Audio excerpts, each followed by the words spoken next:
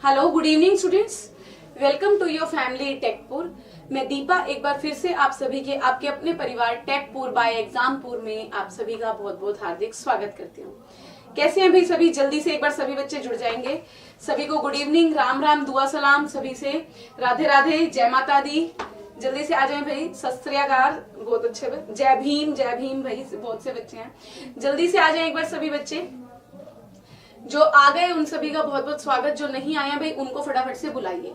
देखिए, जैसे आपने थंबनेल में देखा था कि आपका एक सरप्राइज टेस्ट, जैसे मेरी इस क्लास में सरप्राइज टेस्ट वैसे आप लोगों को पता चल चुका है कि क्या रखता है हमारा, कि आप लोग देख चुके हो कि मैं आपको टॉपिक वाइज तो पढ़ाती चली जा रही हूँ। हमने एक एक करके, सबसे पहले मैंने आपको पढ़ाया मैग्नेटिक, फिर मैंने आपको मैग्नेटिक के बाद मैंने आपको सेल बैटरी कराए, सेल बैटरी के क्वेश्चंस कराए, सेल बैटरी के बाद मैंने आपको तीसरा चैप्टर ट्रांसफॉर्मर पढ़ाया, फिर मैंने डीसी मशीन पढ़ाया चौथा, फिर मैंने आपको उसके बाद आपको बीच में कुछ क्वेश्चंस बेसिक के भी करा दिए। अच्छा, फिर उसके बाद मैंने आपको मैंने आपको मेजरमेंट का चैप्टर भी मैं आपको पढ़ाने लगी, फिर मैंने आपको बीच में इल्यूमिनेशन का चैप्टर भी पढ़ाया। यानी कि हमने ये सारे चैप्टर क्वेश्चंस के थ्रू हमने पूरी इनकी थियरी कवर अप की। लेकिन पता है बच्चे, पेपर में हम कहाँ फंसते हैं? जब पेपर में आते हैं मेरे पास मिक्स्ड क्वेश्चन, या अभी जो मेरी समस्या उत्पन्न होती है वो ये कि आगे चल पीछे छोड़। यानी कि ये चैप्टर तो तुम लोग मेरे साथ साथ करते चले जा रहे हो, लेकिन तुम लोगों को जज करना भी मेरा फर्ज है। तो भाई, अब मैंने तुम्हें पहले भी बोला हुआ था, कभी भी बीच में भी मैं आपके ऊपर ये गाज डाल सकती हूँ कि बच्चे आज आपका रहेगा सरप्राइज टेस्ट। यानी कि मैं कोई भी चैप्टर उठा सकती हूँ और मैं कह सकती हूँ अब इसके क्वेश्चनों का मुझे आंसर कीजिए। देखो आवाज जा रही है, मुझे आवाज की डाउन। ठीक है भाई, बात समझ आई? मैंने क्या बोला आपको कि कोई भी चैप्टर उठा के मैं आपसे पूछ सकती हूँ। ये अब तो मैंने आपको बता दिया, आज का सरप्राइज क्या था वो यही था। अब चैप्टर कौन सा रहेगा वो आपके लिए सरप्राइज रहता है, वो क्वेश्चनों से आपको पता चल जाएगा। और याद रखिए, ये आज के लिए नहीं, जब तक मेरा यूपी पीसीएल जे टेक्नीशियन का, यूपी आरवीएनएल टीजी2 का मेरा पेपर नहीं होता, तब तक बीच बीच में मैं ऐसी गूगलियां आपके लिए डालती रहूंगी। एक ट्विस्ट आपके लिए आता रहेगा, याद रखिएगा। तो बातों को यहीं पे विराम देते हैं, जल्दी से अपने प्रश्न पर आते हैं। 10 क्वेश्चन आपके टेस्ट में होते हैं। पहला प्रश्न आपके सामने, लगाइए। कोई बच्चा ये ना देखे कि मैडम व्हाइट बोर्ड है, डिजिटल बोर्ड है। भाई देखिए, उन टीचरों को तो फर्क पड़े कि व्हाइट बोर्ड का, हमें क्यों फर्क पड़े? क्योंकि हमने तो शुरुआत ही व्हाइट बोर्ड से की थी। वो विवेक सर कहते हैं ना, भूल गए क्या मोमबत्ती से जो हमने पढ़ाया था। और भाई अगर मैं अपनी पहली क्लास की बात करूं तो मेरे भाई, आज तो हम एग्जामपुर की खुशकिस्मती है, उसके पास 15 स्टूडियो है, 16 स्टूडियो है। भाई हमने तो जब स्टार्ट किया था ना, एक मात्र व्हाइट बोर्ड था, बस एक व्हाइट बोर्ड, एक काला मार्कर, और आज भी हम उसी पे हैं भाई। हमें कोई दिक्कत नहीं है, हमने तो शुरू ही इससे किया था, तो हमें क्या दिक्कत आएगी इन क्लासों में? ठीक है भाई, बात समझ आ गई? कोई परेशानी नहीं है। अच्छा, सबसे पहला प्रश्न आपके सामने लगा हुआ है भाई।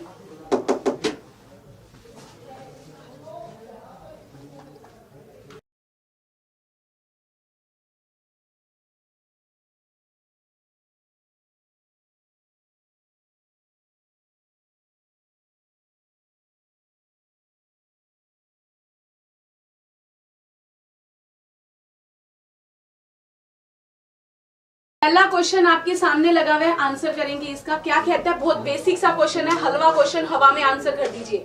SI unit of electrical energy, Hindi English दोनों में प्रश्न लगे हुए हैं। पूछ रहा है कि एनर्जी का एसआई मात्रक, याद रखना आपसे, यहाँ पर एनर्जी का पूछा है उसने, एसआई मात्रक पूछ रहा है। एसआई मात्रक बताना है, एसआई यूनिट आपको बता दूं, यहां पर आपका बिल्कुल सही जूल आंसर रहेगा। तो आपको ऑप्शन नंबर डी जो है इसका सही जवाब है। ए ऑप्शन वाट दे रहा है, वाट किसका है भाई? सबकी बता दूं, वाट आपका पावर शक्ति की यूनिट है। दूसरा आपको वोल्ट दिया हुआ है, वोल्ट आपकी किसकी यूनिट होती है भाई? आपकी वोल्टेज की। तीसरा आपको क्या दे रहा है ऑप्शन में? एम्पियर। एम्पियर आपकी किसकी? करंट की यूनिट है, धारा की यूनिट है भाई। चारों पॉइंट बता दिए। ये क्वेश्चन किसी का भी गलत नहीं होना चाहिए था, याद रखना। अच्छा, अब इस क्वेश्चन में मैडम ट्विस्ट क्या है? इस क्वेश्चन में ट्विस्ट आपके लिए ये है कि कई बार ना आपको यहाँ पे, ये तो ऑप्शन इतने सरल दिए हुए थे, आपको जूल के साथ, ध्यान से सुनना, जूल के साथ आपको ऑप्शन में देगा क्या? KWH, kilowatt hour. और याद रखिएगा, अगर फिर भी आपसे पूछता है SI यूनिट, क्या पूछता है? SI यूनिट, तो तब भी आप जूल को चुनेंगे, क्योंकि किलोवाट आवर आपको पता होना चाहिए ये आपकी एनर्जी का ही मात्रक है, ऊर्जा का ही मात्रक है। लेकिन ये आपका क्या है? ये आपकी कमर्शियल यूनिट है भाई। ये कैसी होती है? आपकी कमर्शियल यूनिट होती है भाई। इसी को आपका BOT, board of trade unit, या फिर 1 यूनिट के बराबर यही होती है भाई। क्लियर सभी को? जल्दी से अगले प्रश्न का आंसर कर दें भाई। Next question.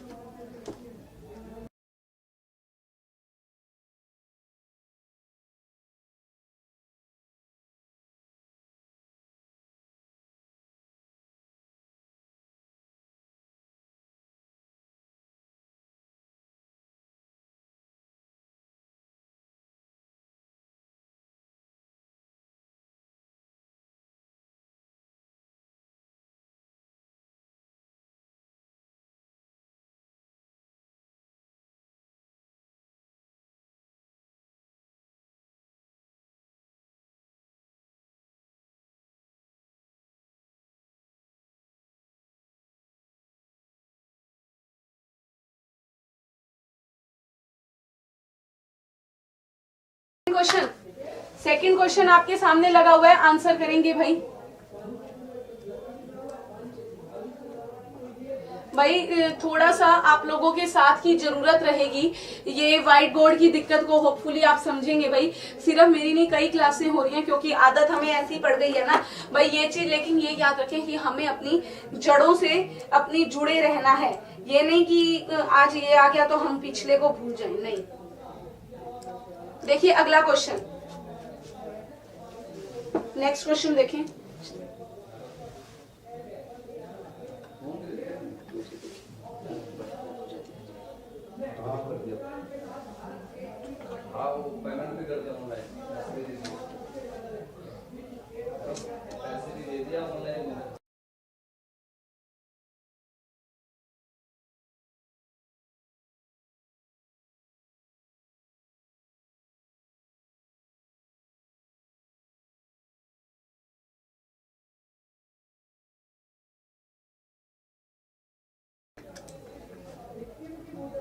अगले क्वेश्चन का आंसर कीजिए।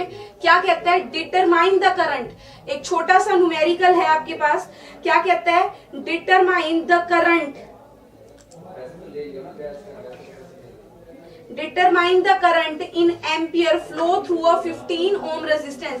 अगर किसी बच्चे ने इस क्वेश्चन का जवाब भी गलत दिया या जवाब नहीं दिया तो मैं सही में कहूंगी डूब मरना भाई, क्योंकि ये 8th 9th का बच्चा भी इस क्वेश्चन का सही जवाब दे देगा।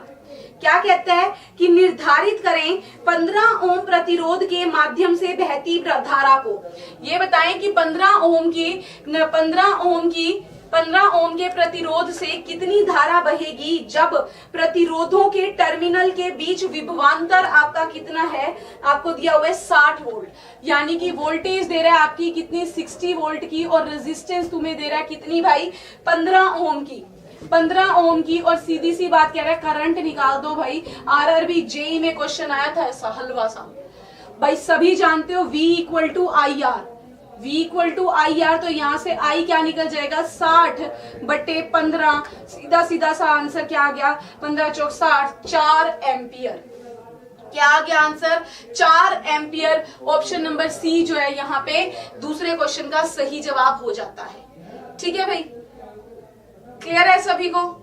अगले क्वेश्चन पे बढ़ जाओ जल्दी से। इसमें तो वैसे ऐसा कोई डाउट ही नहीं था। नेक्स्ट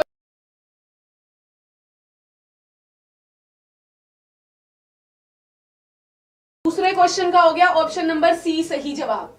जल्दी से क्वेश्चन नंबर नेक्स्ट थर्ड देखें भाई आज का।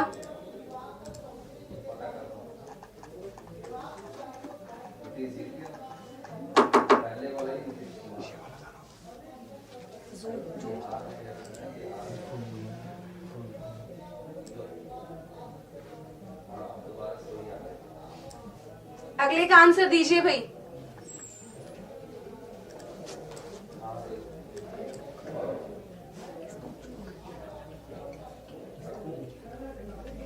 जल्दी से नेक्स्ट क्वेश्चन का आंसर दीजिए भाई।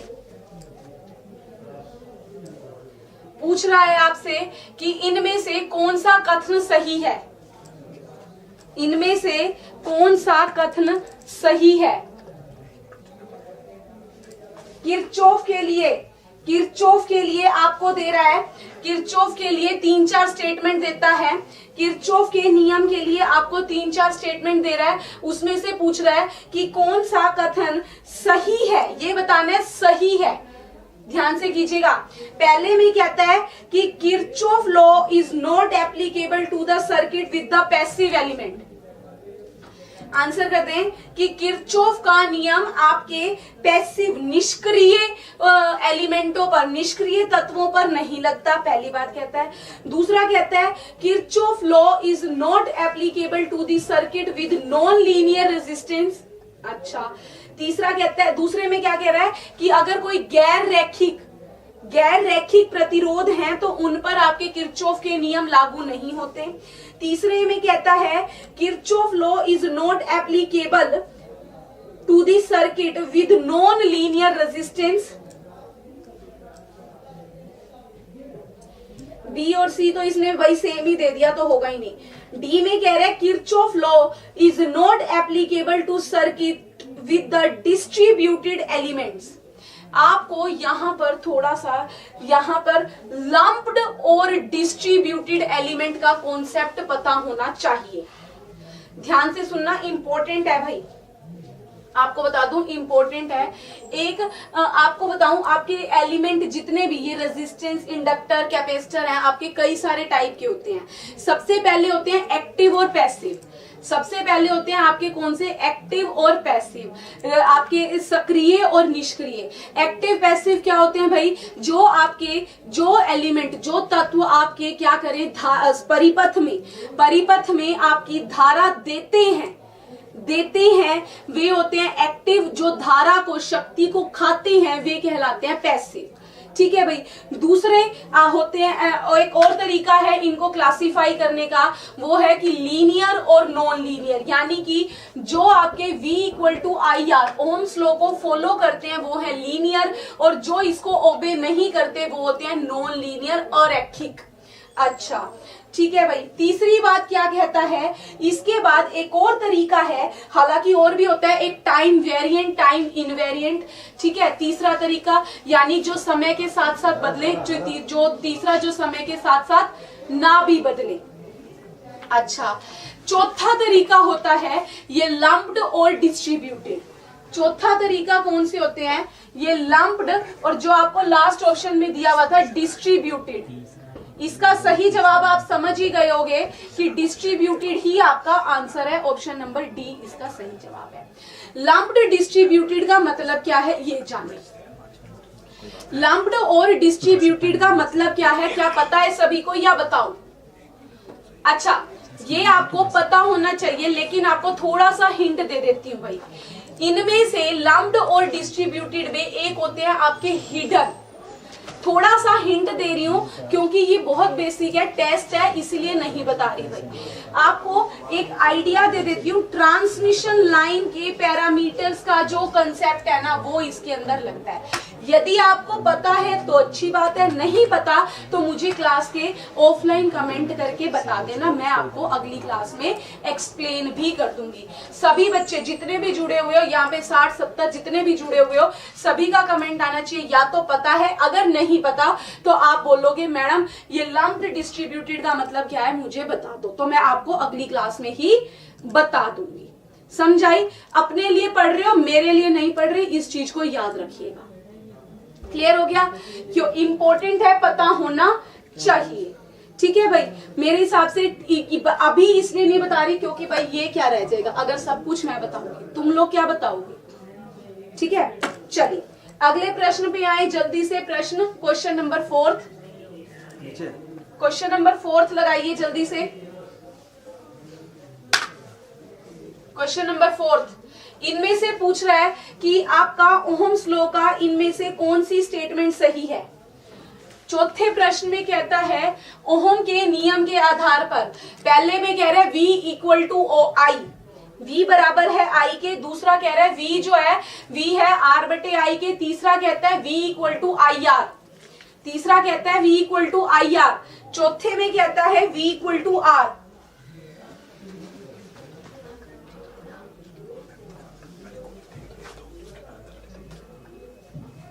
कोई बात नहीं भाई, मैं नजर नहीं आ रही, कोई बात नहीं, मैं भी आ जाऊंगी भाई। क्वेश्चन देखना ज्यादा जरूरी है, क्वेश्चन देखना ज्यादा जरूरी है। अब छोटा कर दिया ना, दिख गई मैं भी, घबराया नहीं करो भाई।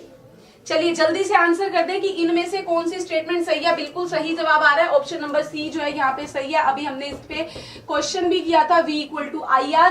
आपको बता दूं, अगर ए ऑप्शन में ये दे देता है ना V इज डायरेक्टली प्रोपोर्शनल, आपको ए ऑप्शन में उसने V बराबर दिया है, इस बराबर की जगह पर अगर ये आपको सिंबल लगा देता समानुपाती का, तो ऑप्शन नंबर ए भी आपका सही हो जाता। दो ऑप्शन सही नहीं हो सकते, इसलिए सी जो है यहाँ पर क्या जाएगा, सही जवाब जाता है। आर क्या होता है, रेजिस्टेंस है, कांस्टेंट होता है भाई, इस समानुपाती को हटाने के लिए कांस्टेंट लगता है आपका। अगले प्रश्न पर आ जाएं जल्दी से, क्वेश्चन नंबर 5। देखिए भाई जल्दी से,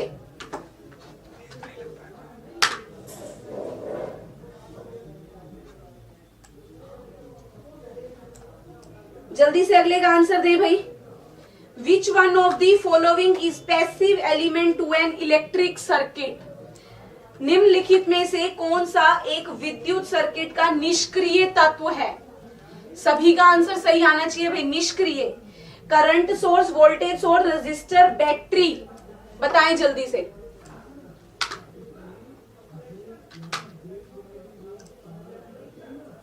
इनमें से कौन सा एक निष्क्रिय तत्व है? करंट सोर्स, वोल्टेज सोर्स, या फिर रेजिस्टर, या फिर बैटरी? जल्दी आंसर करें। जवाब सही आ रहा है कईयों का। पांचवा क्वेश्चन ऑप्शन नंबर सी इसका सही जवाब है। अच्छा, आपको एक चीज बता दूं, आपको बता दूं, निष्क्रिय पूछा था उसने। मैंने अभी बताया था आपके दो प्रकार के आपके एलिमेंट होते हैं, एक होता है एक्टिव, दूसरे होते हैं आपके पैसिव। यानी कि एक होते हैं मेरे कैसे, सक्रिय, दूसरे मेरे कैसे होते हैं, निष्क्रिय। सक्रिय और एक निष्क्रिय। सक्रिय बार बार बोल रही हूं, इसके ऊपर एक क्वेश्चन मिल जाता है इसलिए बता रही हूं। ये वे पदार्थ आपके जो आपके क्या करेंगे भाई, जो आपके क्या करते हैं, जो परिपथ में धारा देते हैं, परिपथ में धारा कह लीजिए या कह लीजिए ऊर्जा देते हैं। परिपथ में धारा कह लो, ऊर्जा कह लो, शक्ति कह लो, देते हैं। इसकी जगह धारा भी कह सकते हो, ऊर्जा भी कह सकते हो, शक्ति भी कह सकते हो। छोटा कर दे, देते हैं, ठीक है। और जो परिपथ की धारा खाते हैं, परिपथ की धारा कह लीजिए, शक्ति कह लीजिए, ऊर्जा कह लीजिए, व्यय करते हैं यानी कि वेस्ट करते हैं, वे आपके कौन से हैं, वे आपके हैं पैसिव एलिमेंट, निष्क्रिय। इसका उदाहरण रेजिस्टर, इंडक्टर, कैपेसिटर, RLC आप जो कहते हैं। और इसका उदाहरण आपकी बैटरी, ट्रांजिस्टर्स, ठीक है भाई। बैटरी, ट्रांजिस्टर, जैसे अभी ऑप्शन में दिया हुआ है current source, voltage source, current source, voltage source, current source, voltage source, battery. अभी रुकिए, ये क्वेश्चन तो चलो सभी का सही भी था। एक क्वेश्चन मैं यहीं पे बना रही हूं, पांचवा तो हो गया। आपको पता है मैडम बीच बीच में क्वेश्चन बहुत बनाती है। एक क्वेश्चन आप लोगों में आते हैं, इन सब के सिंबल, एक सिंबल से आपके में क्वेश्चन जरूर आते हैं। अब यहां पर आए हैं तो बात करते चलते हैं, बताएं जरा। करंट सोर्स, छठा, करंट सोर्स का सिंबल क्या होता है, देख लीजिए, बताए देती हूं। करंट सोर्स का सिंबल ये होगा, ये ऊपर हो बीच में, या फिर इसकी जगह ऐसे नीचे भी हो डंडी, तो भी आपका कोई दिक्कत नहीं है। ऊपर नीचे हो करंट सोर्स। अच्छा, इसकी जगह पर अगर डाल दे, ध्यान से सुनना, वोल्टेज सोर्स, पढ़ लो भाई पढ़ लो, उल्टी सीधी बकवास मत करो। वोल्टेज सोर्स, तो भाई इसमें क्या कर देना, प्लस माइनस लगा देना, प्लस माइनस लगा देना, ठीक है भाई।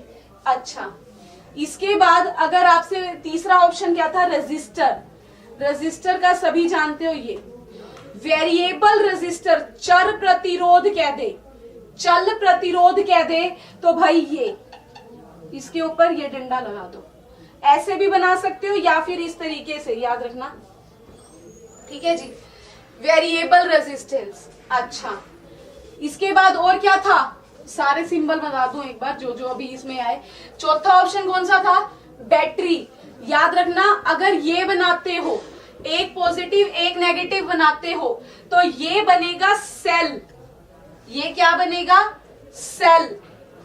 ध्यान से सुनिएगा, सेल। अगर इसके साथ इनका ग्रुप कर देते हो, कई सारे जोड़ देते हो, पॉजिटिव नेगेटिव पॉजिटिव नेगेटिव, ये पॉजिटिव ये नेगेटिव, तो ये क्या बन जाएगी, बैटरी। ठीक है भाई, तो ये क्या बन जाती है, बैटरी बन जाती है। क्लियर हो गया, जितने भी ऑप्शन में आए थे सारे बता दिए। याद रखना, टेस्ट में एक्स्ट्रा पॉइंट दे रही हूं, तुम्हारे लिए काम आएंगे। अगला क्वेश्चन देखिए जल्दी से। नेक्स्ट क्वेश्चन,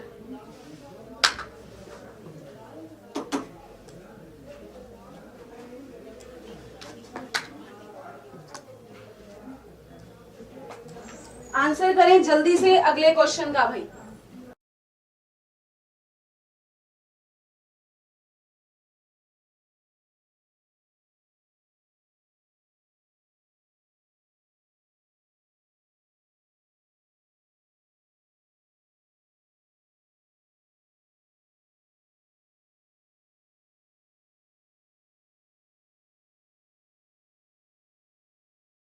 दीजिए दीजिए अगले क्वेश्चन का आंसर दीजिए, फिर एक छोटा सा न्यूमेरिकल, हल्का सा, कोई बड़ी बात नहीं है। कैलकुलेशन आप लोग करेंगे भाई, मैं सोल्व नहीं करके आई। हमें तो ऐसे ऐसे क्वेश्चनों के लिए भी अगर तैयारी करनी पड़ी तो भाई क्या फायदा। जल्दी से अगले का आंसर दें।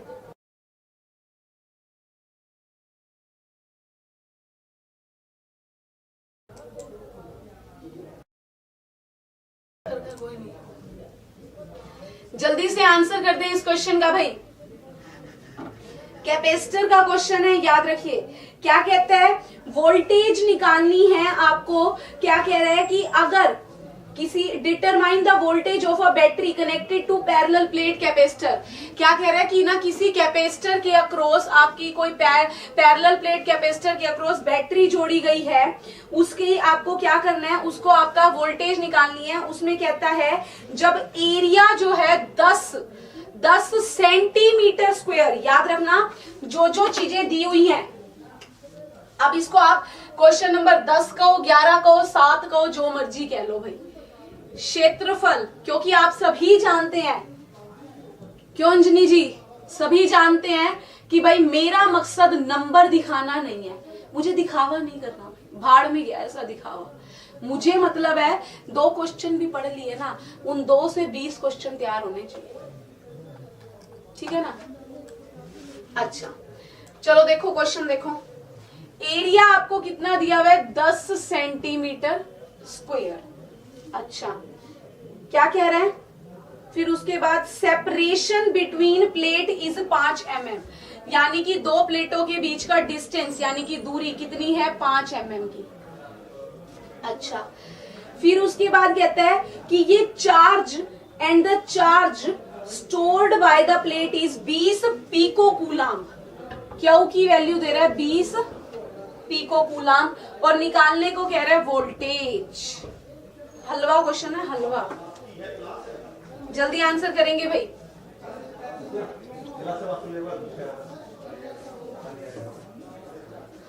देखो एक चीज बता दूं, मैं भी तुम लोगों के साथ साथ ही सोल्व करती हूँ, मैं कोई सोल्व करके नहीं लेके आई। यहाँ पे ना कोई कागज है ना कुछ है।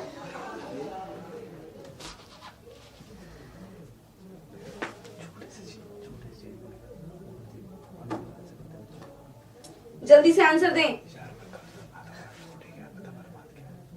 जल्दी से आंसर दे भाई।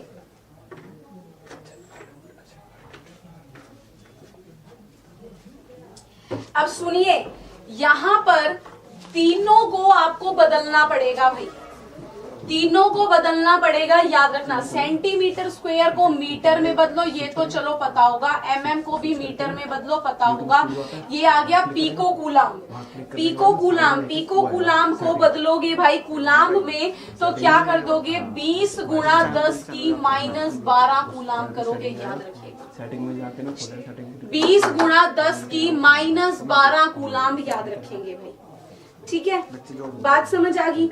अच्छा, ऐसे ही एमएम को भी मीटर में बदलो, एमएम को मीटर में बदलिए भाई। और ऐसे ही क्या करोगे आप, यहाँ पे एमएम को मीटर में बदला, साथ में मैंने तुम्हें क्या बोला, 5 mm है तुम्हें, ये मीटर में बदलो, 0.05 हो जाएगा। ये मीटर में बदलोगे 0.05 मीटर हो गया भाई। ठीक है, कन्वर्ट कर लिया। ऐसे ही सेंटीमीटर स्क्वायर को 10 की 4 कर दीजिए मीटर में बदलने के लिए। अच्छा, फिर इसके बाद निकालना क्या है, V वोल्टेज निकालनी है। कैसे निकालने भाई, अब उसमें अगर आप क्वेश्चन में ध्यान देते, उसने बोला है कि आपका ये कितनी आपका कैपेसिटर स्टोर कर रहा है, यानी कि कैपेसिटर की स्टोरेज की बात करता है। आप सभी को पता होना चाहिए C = Q/V, सभी जानते हो, सभी को पता होना चाहिए भाई। C = Q/V आपका ये इनमें रिलेशन,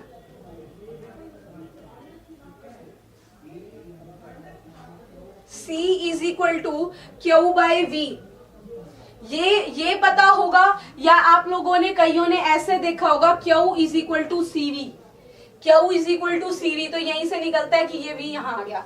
अच्छा, तो भाई अब बात आती है, मैडम जी ये वोल्टेज निकालनी है। ठीक है, कैपेसिटेंस भी तो नहीं पता मैडम जी, क्यों पागल बना रहे हो। मैंने कहा अरे बेटा जी सब्र रखते हैं, क्या रखते हैं, सब्र। क्यों पता है ना, ये पता है जी। अब C निकालना है भाई, C के लिए कोई बात नहीं, कोई बात नहीं, मैं कहती हूँ घबराते क्यों हो। तुम्हें एक और फॉर्मूला बता देती हूँ कैपेसिटेंस का ही, कैपेसिटेंस का दिख रहा है ना सभी को। क्वेश्चन छोटा कर दो, क्वेश्चन छोटा करवा रही हूँ भाई, वो बोलो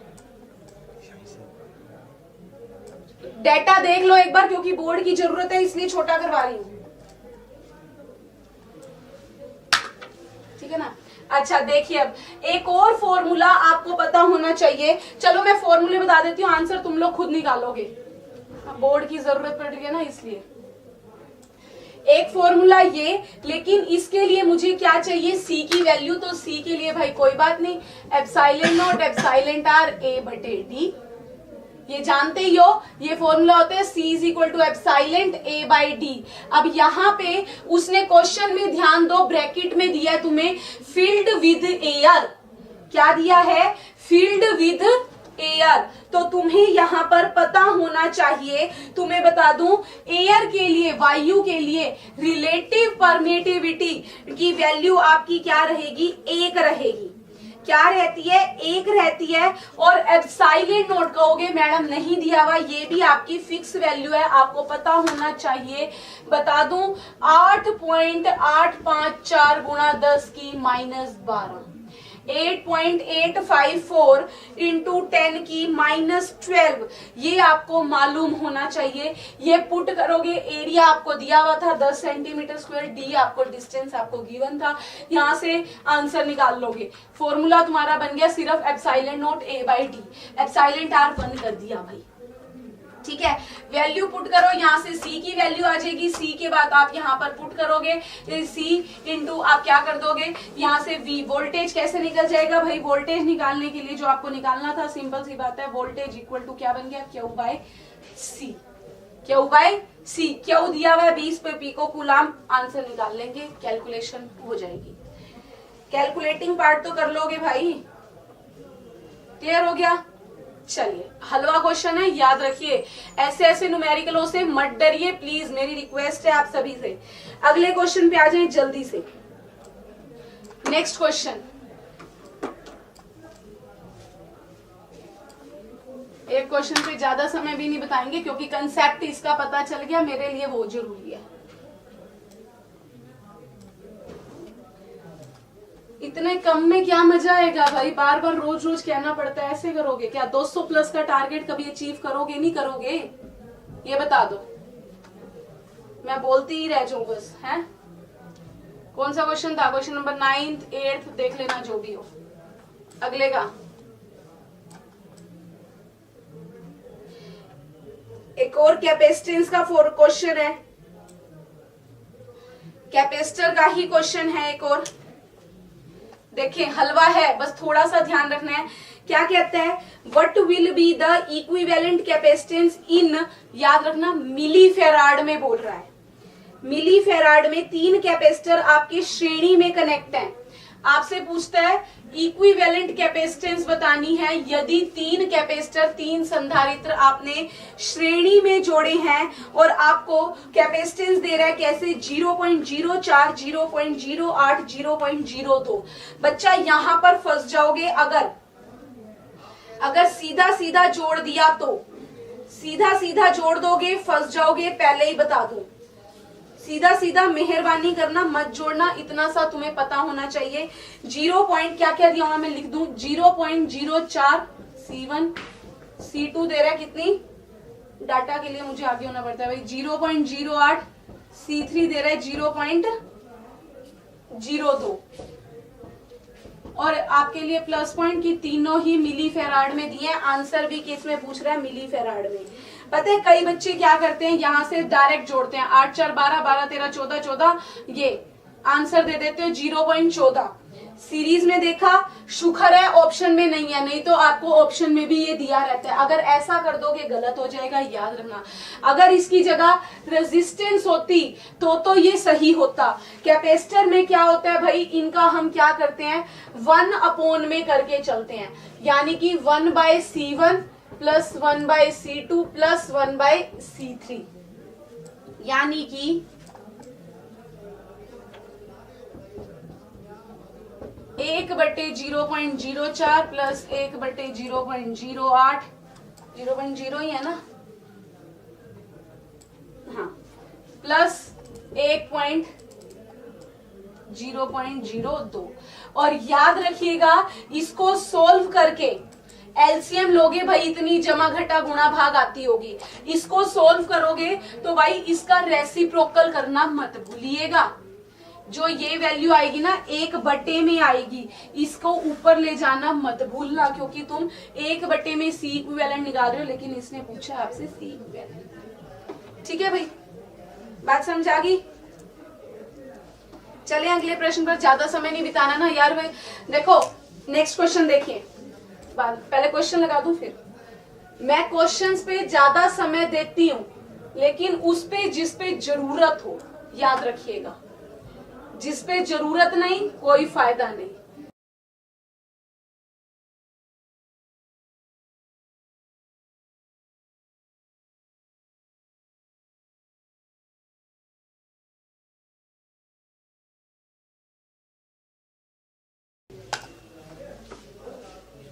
क्वेश्चन छोटा।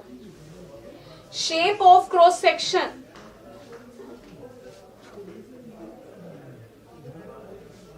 रुकिए रुकिए, ये क्वेश्चन नहीं है, हिंदी में देखिए, ऑप्शन इंग्लिश वाला ऊपर रट रहे हैं। आपसे पूछ रहे हैं resistivity of a conductor depends upon, ये इंग्लिश में भी दिखाया। आपसे पूछ रहे हैं हिंदी के क्वेश्चन को प्राथमिकता दीजिए। वो भाई छोटा बोर्ड है ना, इसलिए कोई बात नहीं, कोई बात नहीं, हिंदी में ध्यान दीजिए। लीजिए इंग्लिश हिंदी दोनों लगा दिए, वैसे छोटा करके लगा दो। आप लोग अपने फोन में जूम कर लेंगे, कोई दिक्कत नहीं आएगी भाई। लगा दो। क्या कह रहे हैं, किसी कंडक्टर की प्रतिरोधकता किस पर निर्भर करती है? Resistivity of a conductor depends upon resistivity. Resistivity यानी कि क्वेश्चन नंबर 10 आपका रेजिस्टिविटी रो की बात। ये क्वेश्चन मैंने कई बार कई क्लासों में, अलग अलग क्लासों में डिस्कस किया है। और ये आपका जेई का पेपर हो, आपका आईटीआई टेक्नीशियन का पेपर हो, भाई ये क्वेश्चन इंपॉर्टेंट रहता है, याद रखेंगे। रेजिस्टिविटी किसी भी पदार्थ की प्रतिरोधकता किस पर निर्भर करती है? प्रेशर, दाब पर, तापमान पर, डिग्री ऑफ इल्यूमिनेशन पर, shape of the cross section पर। जो ऑप्शन नंबर सी दिया हुआ है ना, degree of illumination, degree of illumination E, ये तो भाई वैसे ही काट देना, आपको पता होना चाहिए इल्यूमिनेशन का संबंध होता है किससे भाई? लाइट सोर्स से, ये तो वैसे ही नहीं होगा।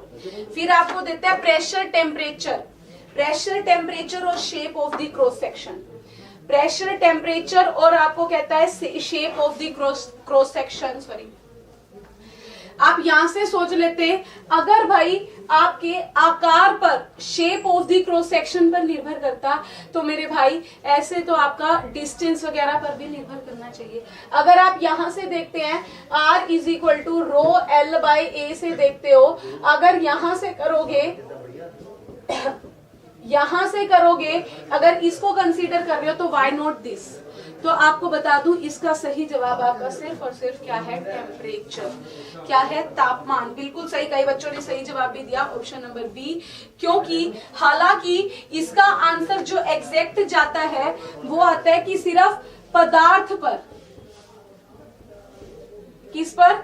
पदार्थ पर, क्योंकि अलग अलग पदार्थ की ये रेजिस्टिविटी होता ही क्या है? रेजिस्टिविटी आपकी प्रतिरोधकता होता क्या है? किसी भी पदार्थ की, किसी भी रेजिस्टर की कितनी रेजिस्टेंस दी गई है। Resistivity is the measure of resistance, बहुत बार अच्छे से समझाया है।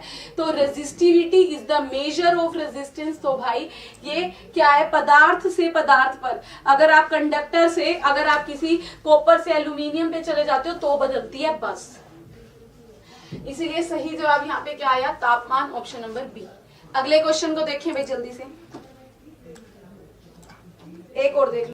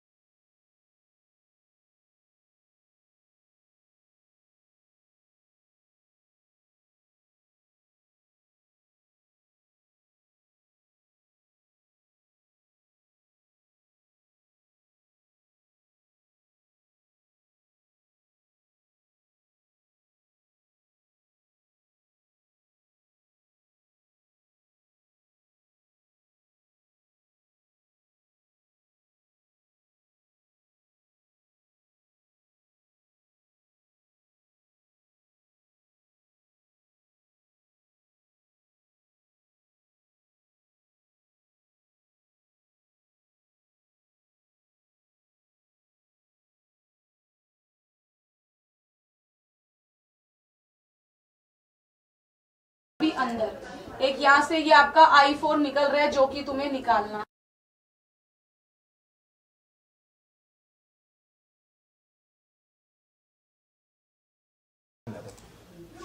अरे देखो भाई, कोई बात नहीं, घबराओ नहीं, वॉइस चली गई, कोई बात नहीं, देख लिया मैंने तुम्हारा कमेंट, हमारे एडिटर भैया सतर्क हैं। दोबारा बता देती हूँ, चिंता ना करो। एक नोड दी हुई है आपको, यहाँ पर क्या लगेगा? सिंपल सा KCL लगेगा, किरचॉफ का करंट का नियम लगेगा। वो क्या कहता है कि जितने करंट आए उन सभी का सम, और जितने करंट निकले उन सभी का सम आपका क्या होगा? बराबर होगा। Sum of entering current is equal to the sum of leaving current.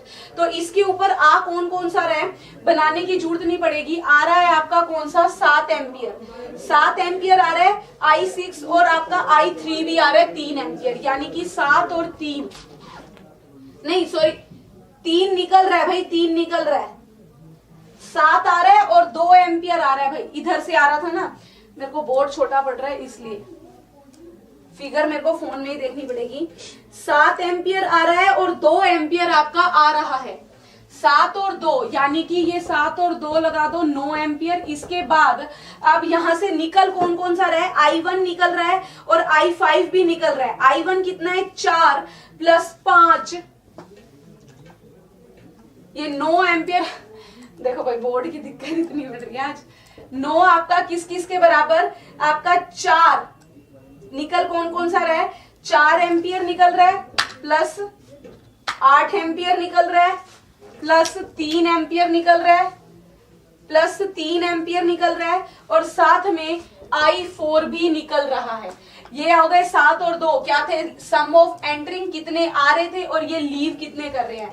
तो ये 9 कितना हो गया, 8 4 12 12 3 15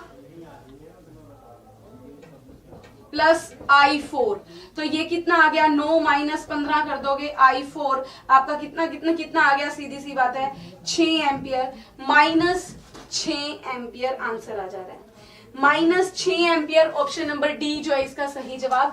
कोई बच्चा ये नहीं कहेगा madam current minus, current minus का बच्चा यहाँ पर तात्पर्य सिर्फ और सिर्फ इतना सा है कि भाई इसकी डायरेक्शन ये यहाँ पे पता होना चाहिए, ये माइनस क्या है, ये माइनस, अभी यहाँ पे ये I4 क्या था, निकल रहा था ना, I4 क्या था, निकल रहा था, तो ये माइनस जो है ना, ये आपको ये भी पूछ सकता है कई बारी, ये माइनस I4 माइनस 6, यहाँ पे माइनस क्या दिखा रहा है कि नोड से धारा निकल रही है, आउटगोइंग करंट है, ये दिखा रहा है, नोड पर आ नहीं रही, नोड से बाहर जा रही है। समझागी, बहुत बढ़िया। एक क्वेश्चन और देख ले भाई,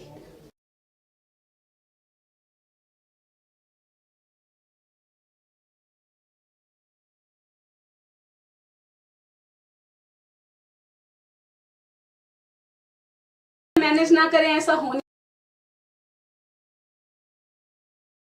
चलो भाई देखो क्वेश्चन बड़ा है, लेकिन बड़े क्वेश्चन हम टेक्निकल वाले वैसे फेमस हैं बड़ी बड़ी चीजें करने में, तो भाई कोई बात नहीं, घबराना नहीं, टेक्निकल वाले वैसे बहुत ज्यादा कोऑपरेट करते हैं। इंग्लिश हिंदी, एक बार इंग्लिश लगा रही हूँ फिर हिंदी लगाऊंगी। देखो इंग्लिश एक बार ही ले लेना स्क्रीनशॉट अगले क्वेश्चन का, फिर हिंदी भी लगवाए दूंगी। एक क्वेश्चन नंबर 12 आपके सामने लगा हुआ है, इंग्लिश लगा दी, अब एक बार हिंदी हटवा रही हूँ, हिंदी देखिए भाई, टेक्निकल वाले एडजस्टमेंट ना करें, ऐसा हो नहीं सकता भाई। राजा कौन है? अगले क्वेश्चन का आंसर करें जल्दी से, छोटा सा क्वेश्चन है, वैसे आपको ऑप्शन देखते ही समझ जाएंगे, ऑप्शन देखते ही समझ जाएंगे। जल्दी से एक बार अगले क्वेश्चन का आंसर, जल्दी से नेक्स्ट क्वेश्चन। क्वेश्चन में क्या कह रहा है, which of the following statement is true, इनमें से कौन सा कथन सही है। आपको कह रहा है सीरीज कॉम्बिनेशन में इक्विवेलेंट रेजिस्टेंस बड़ी होती है, क्या कहते हैं, श्रृंखला संयोजन में समकक्ष प्रतिरोध संयोजन में सबसे बड़ा प्रतिरोध से बड़ा है, यानी कि यही ऑप्शन आपका पहले ही सही आ जाता है। आपका कह रहा है ऑप्शन नंबर 12 कि इक्विवेलेंट रेजिस्टेंस आपका सीरीज में, इक्विवेलेंट रेजिस्टेंस आपका किसमें कह रहा है, सीरीज में कहता है कि आपका जो सबसे बड़ा रेजिस्टेंस होगा उससे भी बड़ा होता है, larger than the largest combination. यानी कि अगर मान लो भाई यही ऑप्शन नंबर ए ही इसका सही जवाब क्यों बन जाता है, अगर रेजिस्टेंस में क्या होता है R1 R2 आप डायरेक्ट सीरीज में ऐड करते हो, अगर इन दोनों में से ये 5 है ये 7 है, तो भाई इनका जोड़ जो है तो इनसे तो बड़ा ही आएगा ना, जोड़ जो है इनसे भी बड़ा आएगा, इसीलिए ऑप्शन ए ही यहाँ पे सही हो जाता है। बाकी ऑप्शन भी देख लेते हैं एक बारी, क्या कहते हैं, equivalent resistance in series combination is smaller. भाई कैसे, जोड़ कभी किसी से छोटा हो सकता है क्या, जोड़ तो छोटा हो ही नहीं सकता। तीसरे में कहता है कि सीरीज कॉम्बिनेशन आपके स्मॉलेस्ट के बराबर, पॉसिबल ही नहीं है कि सबसे छोटे, आपका 5 और 7 क्या 5 के बराबर आ सकता है, हो ही नहीं सकता। डी में कहता है कि इक्विवेलेंट रेजिस्टेंस लार्जेस्ट के बराबर आ जाए। भाई लार्जेस्ट के बराबर, लार्जेस्ट के बराबर कैसे आ जाएगा, जब ये आपका 0 हो। भाई अगर 0 होगा तो भाई ये मतलब ही नहीं बनता, मतलब ही नहीं बनता ना। तो भाई 0, अगर ये आपने मान लो ये आपने जोड़ा और आप कह देते हो इसकी वैल्यू 0 ओम, यहाँ पे आपकी 5 ओम। मेरे भाई ये अगर ये सॉरी ये पैरेलल लगा दिया मैंने, सॉरी एक सेकंड रुको, 5 ओम अगर आप जोड़ रहे हो तो भाई इन दोनों का अगर ये 0 ओम है, इसके अक्रॉस कोई ड्रॉप ना, तो इसके होना ना होना ही एक बराबर है। इसका होना ना होना ही एक बराबर है, तो भाई मेरे लिए तो कोई अस्तित्व इसके मायने नहीं रखते, इसलिए मैं इसको हटा देती हूं। तो मेरा ऑप्शन नंबर ए जो है यहां पर क्या हो जा रहा है, सही जवाब हो जा रहा है भाई। क्लियर हो गया भाई? अच्छा, तो अब आज अगली कक्षा का समय हो रहा है, यहाँ पे अगली क्लास का टाइम हो गया है। तो कोई बात नहीं भाई, हम क्यों घबराएं। हमने आपसे, मेरी एक कोशिश थी कि आप लोगों की नॉलेज को चेक करने की, तो मेरे हिसाब से मैंने आप लोगों की करी है। आप लोगों को अब एक चीज सुन लीजिए, क्या करना है, 2 होमवर्क हैं। एक तो आप मुझे ऑफलाइन कमेंट करके बताओगे कि आपका स्कोर कितना रहा, और दूसरा मैंने यहाँ पे आपको क्लास चलते के साथ, क्योंकि भाई अगर सिंसियरली पढ़ रहे हो, जितने भी 70-80 बच्चे जितने भी पढ़े हो शुरू से लेके आखिरी तक, अब 70-80 जुड़े बने रहे हो, आपको एक चीज बता दूं, आपको यहाँ पे मुझे पता चल जाएगा कि आप सिंसियरली फॉलो करते भी हो या नहीं, क्योंकि यदि आपको मैंने बीच में, क्लास के बीच में एक होमवर्क दिया था लंप्ड और डिस्ट्रीब्यूटेड का। टाइम पास के लिए आए हो तो बेशक मत बताना भाई, क्योंकि मेरा मकसद सिर्फ और सिर्फ पढ़ाने से। जो लंप्ड और डिस्ट्रीब्यूटेड वाला दिया था, आपको पता है तो अच्छा, नहीं पता तो भाई अपना नुकसान मत कीजिएगा।